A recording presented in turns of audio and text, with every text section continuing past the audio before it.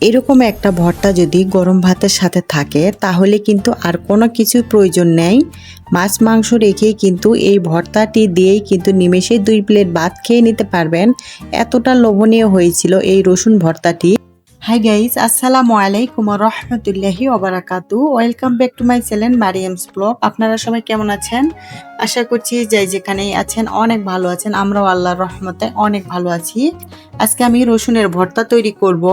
আমি এখানে রসুন, একটা পেঁয়াজ নিয়েছি, কাঁচা মরিচ নিয়েছি, পাকা মরিচ, একটু ধনিয়া পাতা নিয়েছি, আর এখানে একটা টমেটো নিয়েছি। চলুন দেখা যাক কিভাবে আজকে হচ্ছে এই ভর্তাটি আমি তৈরি করি।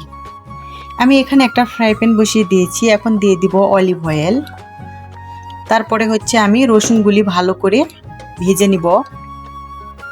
রসুনগুলি আমি সুন্দর করে লাল লাল করে এপিট ওপিট করে ভেজে নিব।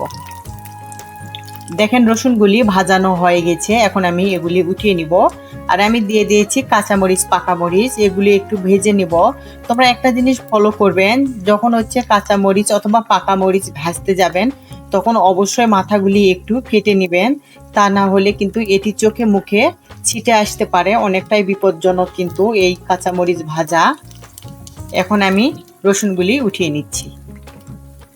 তোমরা চাইলে কিন্তু এটি শুকনা মরিচ দিয়েও এই ভর্তাটি তৈরি করে নিতে পারেন। আমি কাঁচা মরিচ দিয়ে করে নিব।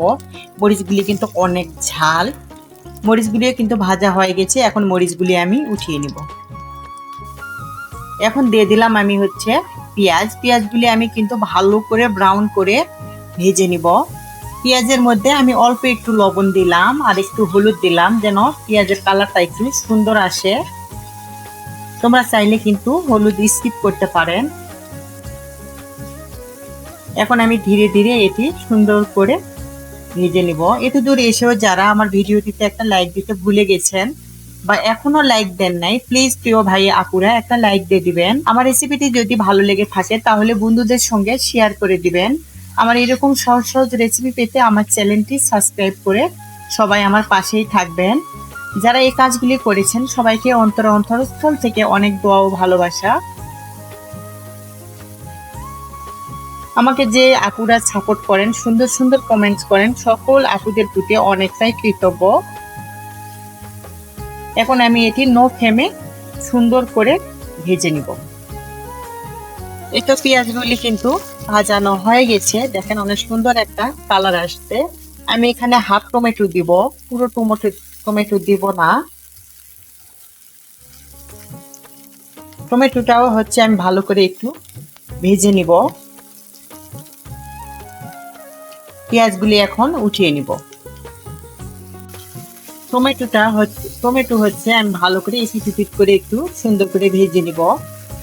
এই রসুনের ভর্তা যে এতটা লোভনীয়, এই ভর্তাটি তৈরি করলে কিন্তু অবশ্যই একটু চাল বেশি করে দিতে হবে, এতটা লোভনীয় হয়।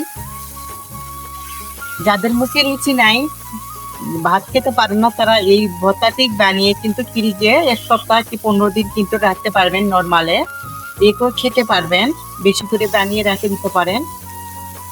ভাজানো হয়ে গেছে। এখন আমি এটিও উঠিয়ে নিব।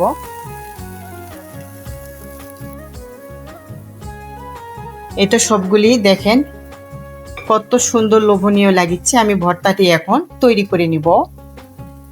ভর্তাটি তৈরি করতে কোনো প্রকার হচ্ছে ব্লেন্ডার বা হচ্ছে পাটার প্রয়োজন নেই। হাতে আমি চেপে চেপে কিন্তু সবগুলি টেলে নিব।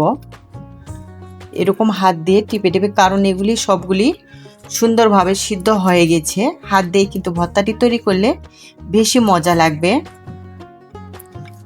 এভাবে যারা রসুন ভর্তা কখনো তৈরি করেন নাই, একবার হলেও ট্রাই করে দেখবেন। এটি খেতে কিন্তু মাশাআল্লাহ অসাধারণ লাগে গরম ভাতের সাথে। এরকম একটা রেসিপি থাকলে মাছ মাংস রেখে কিন্তু এই ভর্তা দিয়েই 2 প্লেট ভাত নিমেষেই খেয়ে নিতে পারবেন। এতটা লোভনীয় হয় এই রসুন ভর্তাটি। আমি এরকম সবগুলি চেপে চেপে ভর্তাটি সুন্দর করে তৈরি করে নিব। এই তো দেখেন সবগুলি আমার তেলে নেওয়া হয়ে গেছে। এখন সবগুলি আমি একত্র করে নিব। এরকম হাত দিয়ে সবগুলি মেখে নিব। দেখেন কত সুন্দর লোভনীয় হয়েছে মাশাআল্লাহ। টমেটো দেওয়ার কারণে কিন্তু খেতে আরো একটু টকটক লাগবে, আরো বেশি কিন্তু লোভনীয় হবে। দেখেন ভর্তাটি কিন্তু তৈরি হয়ে গেছে। আজকের ভিডিওটি আমার এই পর্যন্তই। এই পর্যন্ত আপনারা সবাই ভালো থাকবেন, সুস্থ থাকবেন এই দোয়াই করি। আমাদের জন্য দোয়া করবেন। আসসালামু আলাইকুম ওয়া রাহমাতুল্লাহি ওয়া বারাকাতুহু। আবার আসবো নতুন একটা রেসিপি নিয়ে। এই পর্যন্ত সবাই ভালো থাকবেন। আল্লাহ হাফেজ।